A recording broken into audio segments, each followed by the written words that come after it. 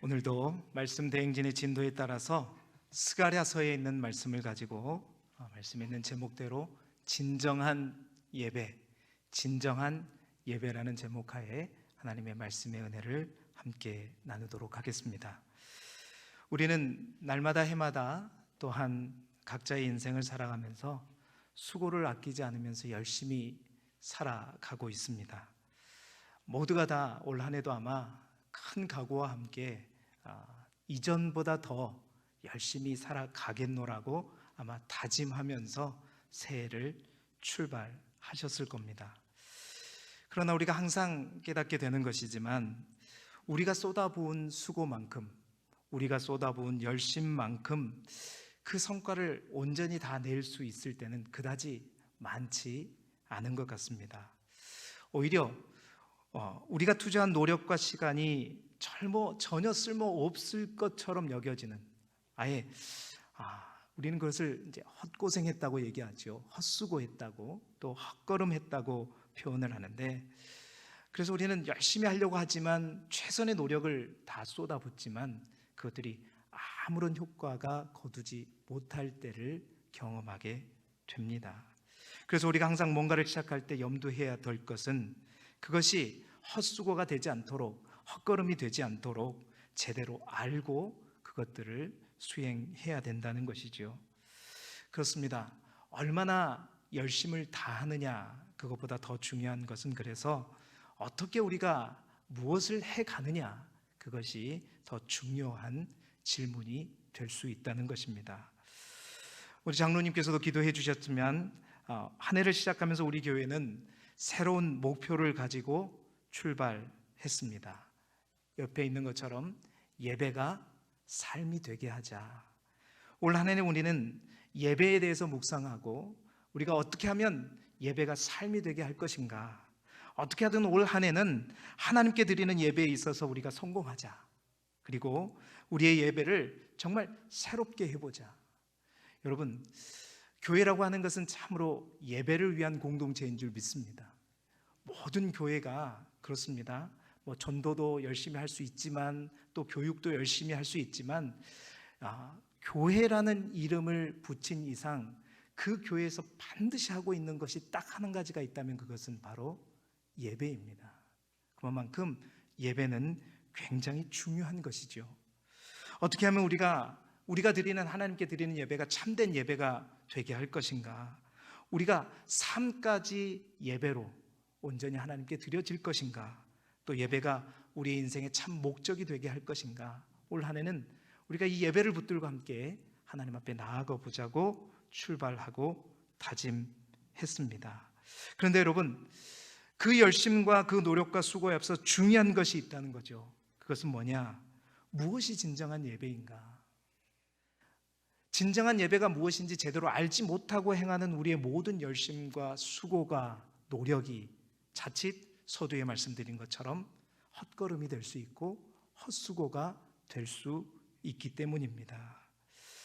그래서 오늘 저는 여러분과 함께 스가랴서를 통해 주시는 하나님의 말씀을 가지고 진정한 예배가 무엇일까, 하나님께서 원하시는 예배가 무엇일까, 주님의 음성을 함께 나누고자 합니다. 오늘 말씀을 통해서 올 한 해 사랑하는 모든 성도들이 예배를 향한 여러분의 열정과 열심들이 헛된 수고가 아니라 정말 가치 있고 복된 수고와 열심이 될 수 있기를 주님의 이름으로 축원합니다.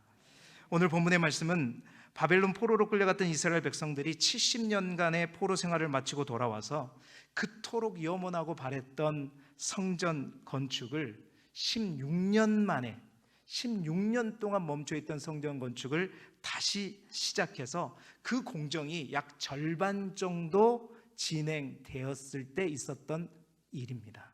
그러니까 4년 동안 성전을 지었는데 약 2년 정도 성전을 지었을 때 베델에 있는 사람들이 이제 성전이 어느 정도 지어지는 것을 보고 이런 질문을 하게 된 것이죠. 오늘 우리가 읽었던 본문 3절의 말씀입니다. 3절의 말씀을 보게 되니까 만군의 여호와의 전에 있는 제사장들과 선지자들에게 물어 이르되 내가 여러 해 동안 행한 대로 5월 중에 울며 근신하리이까 하매. 성전이 지어져 가고 있습니다. 그 형체가 보이기 시작했어요. 그런데 그것들을 보면서 저 베델에 있는 사람들이 내려와서 제사장들과 선지자들에게 묻는 거예요.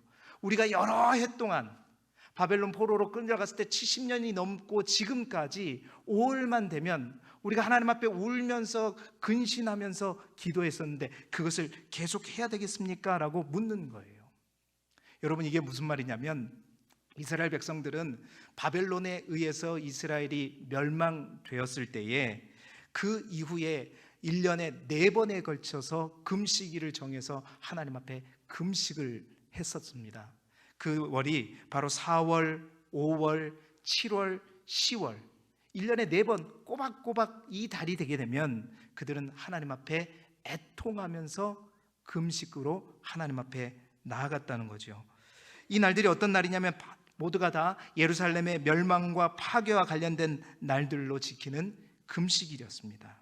그런데 이제 5월에 지키는 금식은 어떤 금식이냐면 예루살렘의 성전이 파괴되고 예루살렘 성이 멸망된 것을 기념하여 지키던 금식일이었어요.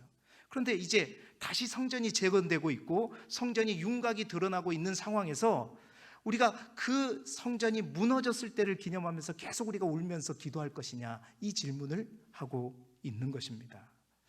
이 질문에 대해서 하나님께서 스가랴 선지자를 통해서 그들에게 답을 해 주시는 말씀이 오늘 우리가 읽었던 5절의 말씀인데요, 우리 5절의 말씀을 화면을 보면서 함께 읽도록 하겠습니다. 시작. 온 땅의 백성과 제사장들에게 이르라. 너희가 70년 동안 5째 달과 7째 달에 금식하고 애통하였거니와 그 금식이 나를 위하여 한 것이냐.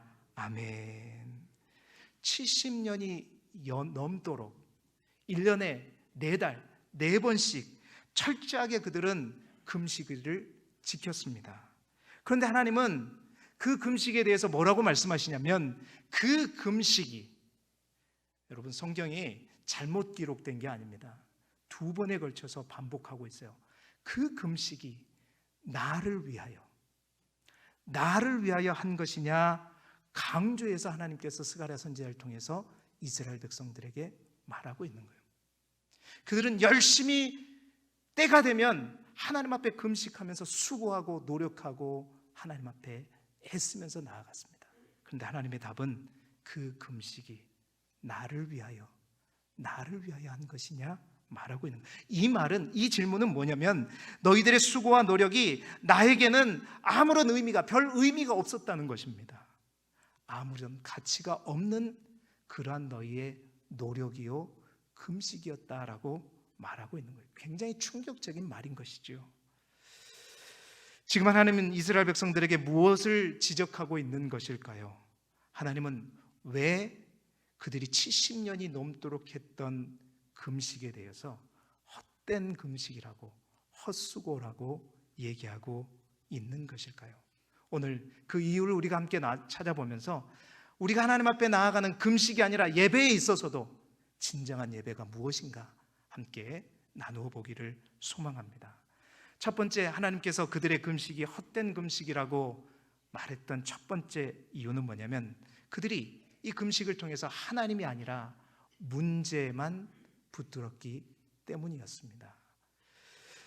70년 동안 행해왔던 금식의 첫 번째 문제는 그들이 붙잡고 있었던 것이 하나님이 아니라 그 문제만 붙잡고 있었다는 거예요. 그들이 잊지 않으려고 했었던 것은 그들의 슬픔이었습니다. 그들의 아픔이었습니다. 그들이 맛보았던 수치였고 그들이 느꼈던 괴로움이었습니다. 그래서 그들은 항상 금식하면서 그 괴로움을 떨쳐달라고, 이제 더 이상 그 슬픔에 우리가 매이지 않게 해달라고, 그들의 금식의 목적은 그거였습니다. 그 슬픔을, 그 괴로움을, 그 아픔을 어떻게 하면 잊어버리고 회복할 건가. 그들은 온통 금식의 목적이 문제에 있었다는 거죠. 문제만 붙들고 있었다는 것입니다. 여러분, 언뜻 보면 그들의 행위가 뭐가 잘못된 것이냐 우리가 할 수 있겠지만 그들이 보지 못했던 것이 있습니다. 왜 그러한 멸망이, 왜 예루살렘 성전이 포위가 되고, 왜 예루살렘 성전이 함락되고 성전이 파괴되고 예루살렘이 멸망할 수밖에 없었는가? 결국 하나님께서 멸망이라고 하는 처방밖에 할 수 없었던 그 하나님의 마음을 그들은 보지 못하고 그들의 슬픔만 붙들고 하나님 앞에 나아갔습니다. 그들의 슬픔이 하루빨리 해소되는 것이 목적이었지 그 문제를 해결하시는 하나님에게는 전혀 집중하지 않았기 때문이에요. 그들의 금식은 최대의 목표는 그거였습니다. 당연히 하루빨리 이 슬픔을 우리가 없애기 위해서 성전이 재건되는 것이었고 예루살렘 성이 복구되는 것, 이게 그들의 금식 기도의 목표였습니다. 그런 관점에서 보니까 이제 성전이 어엿하게 지어지는 것을 보니 우리가 이제 더 이상 금식할 필요가 없지 않습니까? 금식을 멈춰도 되는 것 아니겠습니까? 라고 묻고 있는 것이죠. 사랑하는 성도 여러분, 하나님 앞에 나아가는 모든 행위에 있어서 우리가 명심해야 할 것이 바로 이것입니다. 금식뿐만 아니라 우리가 하나님 앞에 드리는 예배도 마찬가지고 우리가 하나님 앞에 드리며 나가는 기도도 마찬가지입니다. 항상 우리가 붙잡고 붙들고 있는 것이 무엇인가? 우리는 스스로에게 항상 질문해 봐야 된다는 것이지요. 나에게 있는 어려움과 문제를 붙드는가? 아니면 그 문제보다 더 크신 하나님, 아니 그 문제를 해결하시고 그 문제를 다스려 가시는 하나님을 붙들고 있는가? 우리 자신에게 항상 물어봐야 된다는 것입니다. 우리가 바라보는 대상이 여러분 분명해질 수 있기를 소망합니다.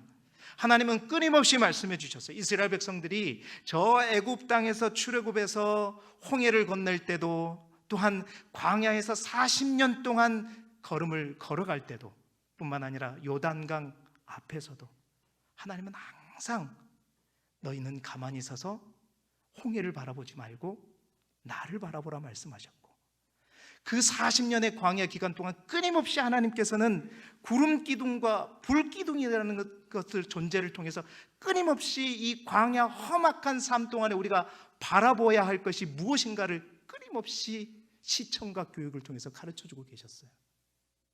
뿐만 아닙니다. 요단강을 건널 때도 제사장들이 어깨에 메고 있는 언약궤를 통해서 우리가 과연 이 요단강이라고 있는 이 문제를 건너갈 때 무엇을 집중하고 무엇을 바라봐야 되는지를 끊임없이 말씀해 주셨고, 뿐만 아니라 오늘 십자가에 돌아가신 예수 그리스도를 통해서 끊임없이 십자가를 통해서 우리가 우리의 인생 가운데, 우리의 삶 가운데 우리가 무엇을 주목하고 무엇을 붙들고 나아가야 될 것인가를 끊임없이 말씀하고 있지요. 그래서 하나님은 말씀하십니다. 어떤 고난과 실패와 역경에 부딪혀도 그 문제보다, 그 절망보다 더 크신 하나님을 바라보라고 우리 모두에게 말씀하십니다. 사랑하는 성도 여러분, 정말 우리가 가슴이 답답하고 심장이 멈출 것 같은 충격적인 일을 당할지라도 여러분 마음을 정말로 우리 주님께로 향할 수 있는 저와 여러분이 되기를 주님의 이름으로 축원합니다.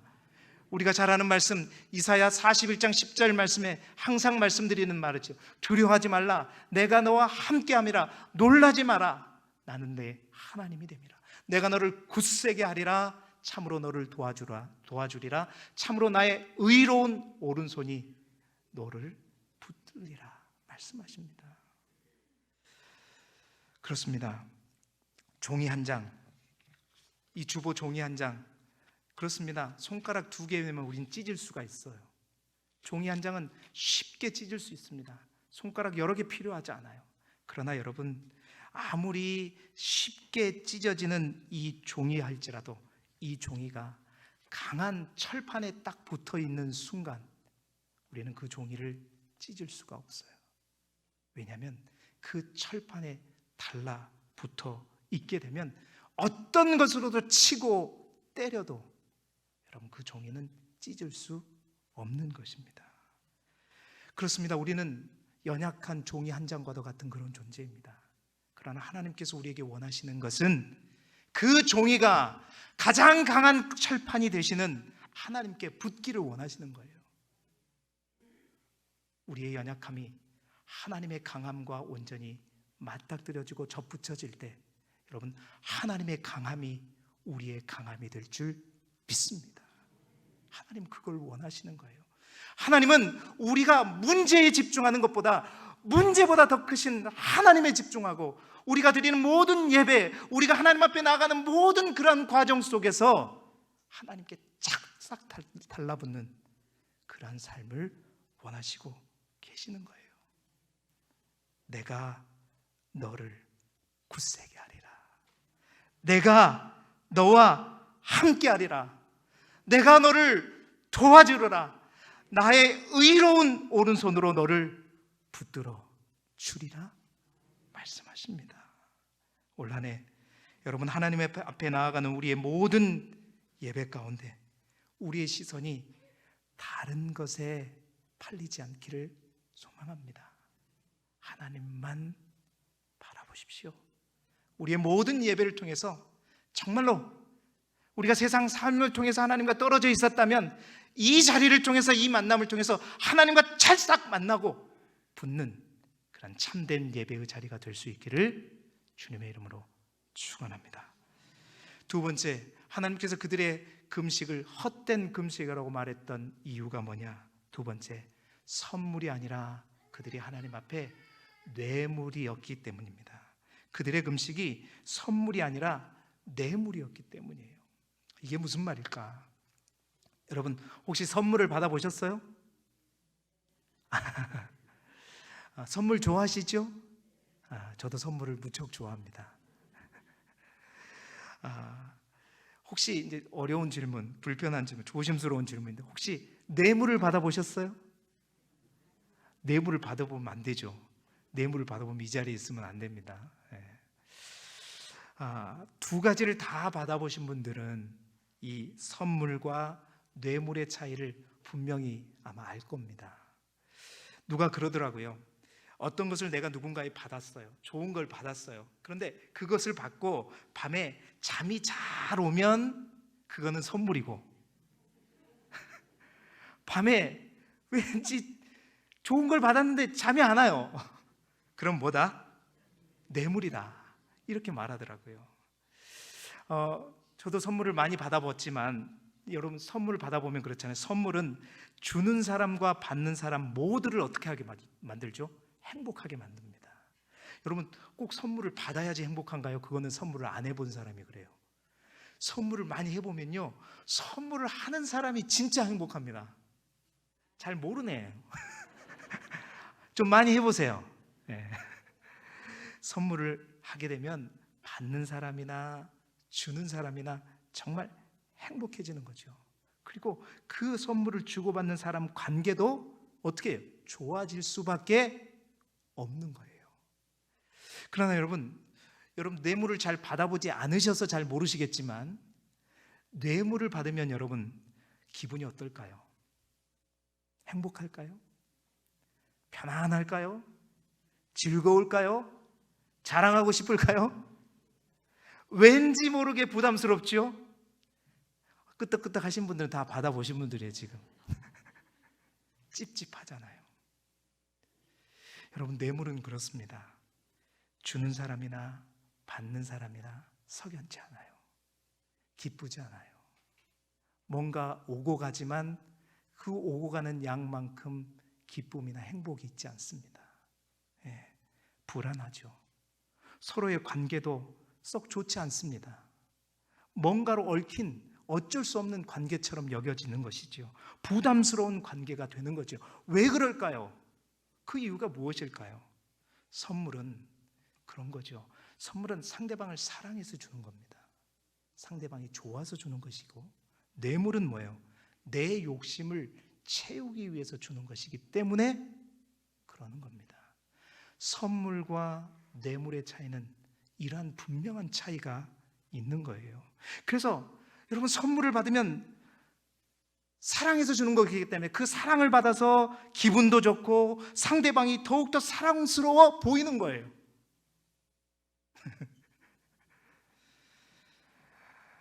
그러나 뇌물은 아무리 많은 돈을 받아도 상대방의 사랑이 느껴지지는 않습니다. 그들의 마음을 받은 것처럼 느껴지지 않아요. 그래서 정말 고맙지도 않아요. 왜냐? 그거에 대한 분명한 대가를 내가 줘야 되기 때문인 것이죠. 뿐만 아닙니다. 뇌물을 주면 주는 사람은 내 욕심이 어떻게 채워질까에만 관심을 갖게 되는 거죠. 그래서 그 욕심이 채워지면 어떻게 해요? 고맙다 생각할까요? 아니요. 당연하죠. 왜? 내가 그렇게 뇌물을 줬는데, 줬으니까 이걸 받는 것은 당연한 것으로 여겨지게 됩니다. 그런데 내 의도대로 뇌물을 주고도 내 욕심이 내가 원하는 바가 채워지지 않게 되면 어떻게 될까요? 엄청난 원망과 불평이 생기는 것. 이것이 바로 뇌물입니다. 여러분, 그렇습니다. 이스라엘 백성들이 70년이 넘도록 그렇게 1년에 4번씩 금식일을 정해서 그토록 애통하면서 기도했지만 그들의 금식은 하나님께 올려드리는 그들의 마음과 사랑을 드리는 선물이 아니라 뭐였다? 뇌물이었다는 거죠. 그들은 하나님과 사랑의 나눔을 갖고 있는 것이 아니라 하나님과 거래를 하고 있었던 거예요. 하나님은 그것을 보시는 거예요. 그것을 보셨기 때문에 70년이 넘도록 끊임없이 뇌물을 주고 뭔가를 바라고 소망하는 그들을 향해서 하나님은 뭐라고 말씀해요? 그것이 너희가 나를 위해서 주는 것이냐. 여러분, 6절의 말씀, 그래서 하나님이 말씀하시는 겁니다. 6절의 말씀을 함께 읽어보겠습니다. 시작. 너희가 먹고 마실 때 그것은 너희를 위하여 먹고 너희를 위하여 마시는 것이 아니냐. 아멘. 그들이 열심히 금식했던 것은 하나님과 거래하는 것이었습니다. 하나님, 내가 이렇게 1년에 4번씩 하나님 앞에 나아가 먹을 것을 먹지 않고 하나님 앞에 나아갔으니까 시간도 드렸고 열심도 드렸고 헌신도 드렸고 기도도 드렸으니 아시죠? 갚아주십시오. 꼭 갚아주세요. 반드시 보상해달라는 그 뇌물을 하나님께 1년에 4번씩 끊임없이 드렸던 거예요. 여러분, 이 뇌물을 받은 하나님의 마음이 어땠을까요? 행복했을까요? 편안했을까요? 그 뇌물을 주는 이스라엘 백성들이 정말로 사랑스러웠을까요? 기분이 좋았을까요? 여러분, 우리가 하나님 앞에 예배를 드리는 것, 하나님 앞에 헌신하고 봉사하고 예물을 바치는 모든 행위 또한 마찬가지입니다. 하나님 앞에 나아갈 때 항상 사랑과 감사의 마음을 가지고 선물을 준비해서 하나님 앞에 나아가는 사람이 있는가 하면 하나님께 뇌물을 준비하는 마음으로 우리의 시간과 우리의 열심과 우리의 예물과 우리의 모든 정성을 쏟는 사람들이 있다는 것입니다. 진정한 예배는, 하나님이 기뻐 받으시는 예배는 항상 하나님 앞에 뇌물이 아니라 우리의 마음을 드리고 사랑을 드리는 선물을 준비해 가는 자, 그것이 하나님이 받으시는 진정한 예배인 줄 믿습니다. 예배는 하나님과의 만남이라고 얘기하죠. 여러분, 쉽게 말하면 예배는 그런 겁니다. 하나님과 사랑에 빠진 어떤 사람이 하나님을 만나서 데이트하는 것, 쉽게 말하면 예배는 그런 거예요. 여러분은 오늘 2022년 1월 9일 11시 하나님과 약속해서 이 데이트 장소에서 지금 하나님을 만나고 있는 겁니다. 예배는 그런 거예요. 여러분, 내가 사랑하는 그 하나님과 만날 때 여러분 너무나도 그 하나님을 사랑하고 누군가를 사랑하면 뭔가 이 만남 가운데 뭔가 내 마음을 표현하고 싶고 뭔가 주고 싶은 게 있잖아요. 그래서 여러분들 선물도 준비해 보셨고 때로는 편지도 써보셨고 또 어떤 사람은 노래까지 준비해가지고 막 여인들 앞에서 노래도 부르고 이러잖아요. 예배가 뭡니까? 하나님 앞에 우리의 마음과 정성을 담아서 예물을 드리고 선물을 드리고 또한 우리의 기도의 편지를 써서 하나님 앞에 올려드리고 또한 하나님 앞에 우리의 노래를 통해서 하나님 앞에 영광을 올려드리는, 이게 예배란 말이에요. 이게 예배예요. 하나님은 우리와의 만남을 통해서 그것을 받고 싶은 거예요. 우리의 마음과 우리의 정성과 우리의 선물을 받고 싶은 것이지 하나님은 뇌물을 받고 싶지 않으십니다. 하나님은 우리에게 뇌물을 원하신 적이 단 한 번도 없으세요. 하나님은 우리의 선물을 받기를 원하시고 또한 그 선물을 주기를 원하시는 분이 우리 하나님이십니다. 하나님은 우리가 가장 작은 선물에 가장 큰 선물로 보답하신 분이 우리 하나님이세요. 우리가 하나님 앞에 믿음이라고 하는 것, 사실은 믿음이라는 게 어렵습니까? 크지 않아요. 작은 것처럼 여겨져요. 그러나 그 작은 믿음이라고 하는 그 선물을 하나님 앞에 우리가 온전히 드리고 나아갈 때 하나님 우리에게 가장 큰 선물인 구원이라고 하는, 영생이라고 하는 엄청난 선물을 우리에게 주시는 분이 우리 하나님이세요. 하나님 앞에 뭘 들고 가십니까? 하나님 앞에 거래하지 마십시다. 진정한 예배는 하나님 앞에 거래하는 게 아니에요. 내가 했으니, 내가 드렸으니, 내가 줬으니 하나님 갚아달라고, 하나님 주시라고, 이게 예배의 본질이 아니라는 거예요. 예배의 본질은 사랑의 나눔이고 또한 우리의 마음의 나눔의 장소가 바로 예배인 것입니다. 선물은, 그래서 여러분 그렇습니다. 뇌물보다는 양이 적을 수 있어요. 여러분, 선물의 크기가 클까요? 뇌물의 크기가 클까요? 보통 보면 뇌물의 크기가 큽니다. 그런데 여러분, 뇌물의 크기가 크지만 그 뇌물 속에서는 결코 마음이 담기지 않습니다. 결코 그 뇌물에는 우리의 정성이 담기지 않아요. 그러나 선물은 비록 작지만 그 작은 선물에 우리의 마음과 정성이 담기고 그 마음과 함께 모든 것을 드릴 수 있는 그 헌신이 담기는 것이죠. 우리의 예배가 하나님께 드려지는 온전한 선물이 되실 수 있기를 소망합니다. 그래서 날마다 올 한 해 우리가 드리는 예배의 현장에서 기쁨이 넘치고 감사가 넘칠 수 있기를 주님의 이름으로 축원합니다. 세 번째, 그들을 향해 하나님께서 그들의 금식에 대해서 헛된 금식이라고 했던 또 하나 마지막의 이유는 그들의 금식이 순종이 아니라 자족이었기 때문이었습니다. 여러분, 하나님께서 이스라엘 백성을 향해 그 금식이 나를 위하여 하는 것이냐 책망했던 세 번째 이유는 하나님의 관심과 그들의 관심이 전혀 달랐기 때문이었어요. 이스라엘 백성들의 관심은 뭐였냐? 금식으로 대변되는 종교의식 그 자체에 관심이 있었던 겁니다. 다시 말해서 그들은 금식을 통해서 자기의 신앙을 자랑하는, 금식이 자기의 신앙을 자랑하는 어떤 경건의 도구로 사용했던 거예요. 뿐만 아니라 금식을 통해서 자신의 영적인 어떤 만족감을 채우는 수단으로 사용했다는 거예요. 내가 금식했으니까 하나님 앞에 할 바를 다 했다. 뭔가 나의 영적인 만족감을 채우는 수단으로 그 금식을 사용했고, 뿐만 아니라 자신의 이기적인 욕심을 채우고 자신의 경건을 과시하는 것으로 그 금식을 삼았기 때문에 하나님은 그 금식이 정말 나를 위한 금식이었느냐 말하고 있는 거예요. 그런 이스라엘 백성들을 향해 하나님은 당신의 관심이, 하나님의 관심이 어디에 있는지 오늘 우리가 읽었던 본문 7절 마지막 절에 말하고 있습니다. 우리 함께 읽어볼까요? 시작. 예루살렘과 사면 성읍의 백성이 평온히 거주하며 남방과 평온의 사람이 거주할 때 여호와가 옛 선지자들을 통하여 외친 말씀이 있지 않느냐 하시니라. 아멘. 하나님의 관심은 어디에 있었냐면 이스라엘 백성들은 금식 그 자체에 관심이 있었어요. 그것을 통해서 자신의 경건함을 드러내고 자신의 의로움을 드러내고자 하는 데 목적이 있었습니다.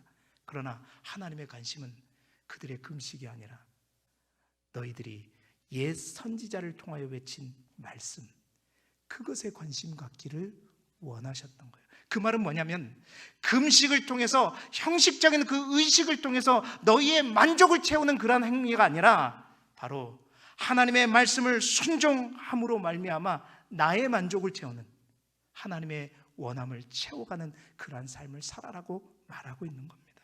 여러분, 금식이라고 하는 것이 어떤 겁니까? 금식이란 삶에 절대적으로 필요한 음식을 우리가 일정 기간 끊는 것이죠.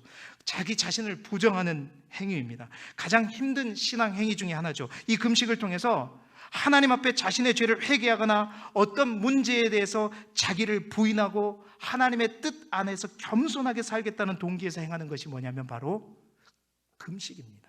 금식은 그러한 의미로 우리가 하나님 앞에 나아가는 거예요.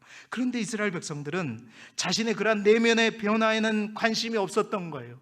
자신의 내면의 변화는 상관없이 자신의 만족을 위해서만 금식했던 겁니다. 그래서 삶의 변화, 말씀에 순종하는 것에는 관심조차 없었던 거예요. 우리가 읽지는 않았지만 오늘 본문 이후에 이어지는 7장 11절 12절에 보게 되면 그들은 그래서 하나님의 말씀을 듣기 싫어하고 하나님의 말씀에 등을 돌리면서 듣지 아니하고 귀를 막았다고 성경은 기록하고 있습니다. 12절의 말씀은 그들의 마음이 금강석과 같았다는 것, 그만큼 하나님의 말씀이 그들의 마음 가운데 스며들지 못했다는 겁니다. 그러면서 선지자를 통해 주시는 하나님의 말씀을 듣지 아니하였다 말씀하고 있어요. 그렇습니다. 여러분, 진정한 예배는 나의 만족을 위해서 드려지는 것이 아닙니다. 여러분, 한 주간 일주일에 단 한 번 왜 이 자리에 오셨습니까? 내가 이 예배를 드리지 않으면 하나님 앞에 뭔가 큰일을 당할 것 같고, 이것을 드려야지만 뭔가 평안할 것 같고, 뭐가 안정될 것 같고, 하나님 앞에 꾸중 듣지 않을 것 같고, 그런 마음에서 예배를 드린다면 그건 예배의 진정한 목적이 아닌 거예요. 여러분, 진정한 예배는 나의 만족에 있는 것이 아니라 하나님의 만족에 있는 것입니다. 우리는 많은 예배를 드릴 때 그렇습니다. 나의 만족을 추구하기 위해서 예배를 드립니다. 물질적인 축복을 구하기 위해서 하나님 앞에 예배를 드리기도 하고, 뿐만 아니라 정서적으로 정신적으로 불안을 해결하기 위해서 하나님 앞에 예배 드리기도 하지요. 또 어떨 때는 영적인 자기 만족을 얻기 위해서 예배를 드리기도 합니다. 또 어떤 사람들은 이 예배 자체가, 신앙생활 자체가 어떤 문화생활의 한 방편으로 하나님 앞에 예배를 드리는 사람들도 있어요. 뿐만 아닙니다. 어떤 사람은 자신의 문제를 해결하기 위해서, 어떤 사람은 그냥 교회가 좋고 그냥 다른 사람들과 교제하기 위해서 예배를 드리는 사람들도 있어요. 다 어떤 것이냐? 자기의 만족을 위해서 드리는 거예요. 나의 만족, 내 중심으로. 여러분, 하나님이 기뻐하시는 예배는, 진정한 예배는 나의 만족에 있는 것이 아니라 하나님에게 순종하는 것에 있음을 믿으시길 바랍니다. 예배는 전적으로 하나님 중심이어야 하고 하나님의 말씀에 의해서 변화되고 순종되는 삶의 최종적인 목표가 있는 거예요. 그래서 하나님은 금식이라고 하는 의식보다, 예배라는 의식보다 바로 그 예배 속에서 선포되어지는 하나님의 말씀을 듣고 순종하는 것을 더 원하시는 거예요. 그래서 사무엘상 15장 22절에 순종이 제사보다 낫고 듣는 것이 수양의 기름보다 낫다고 말씀하셨던 겁니다. 사랑하는 성도 여러분, 우리의 모든 예배가 나의 만족을 추구하는 예배가 아니라 하나님의 만족을 채워드리는, 하나님을 기쁘시게 하고 하나님의 말씀에 순종하고 또 우리가 변화되어서 예배 현장이 삶까지 확장되고 우리의 삶이 참된 예배가 되는 그런 예배자가 될 수 있기를 주님의 이름으로 축원합니다. 이 말씀을 마무리하겠는데요, 오늘 우리는 하나님의 이 충격적인 말씀에 반드시 반응할 수 있어야 됩니다. 하나님이 말씀하십니다. 그 금식이 나를 위하여 한 것이냐? 오늘 이스라엘 백성들 뿐만 아니라 우리 모두에게 지금 질문하고 있는 거예요. 여러분 명심하십시오. 여러분이 평생 동안 신앙생활하면서 하셨던 많은 헌신과 수고와 눈물과 희생이, 하나님께서 그것을 기억하시죠. 그런데 그것이 나를 위한 것이냐? 하나님께서 여러분의 그 모든 수고를 모른다 하실 수 있다는 것을 분명히 아시기 바랍니다. 왜죠? 그 수고와 눈물 속에 정작 하나님은 빠져 있었기 때문이었습니다. 뿐만 아니라 항상 그 수고와 눈물 속에 하나님 앞에 선물로, 마음으로 나간 것이 아니라 거래하고 뇌물로 나갔기 때문입니다.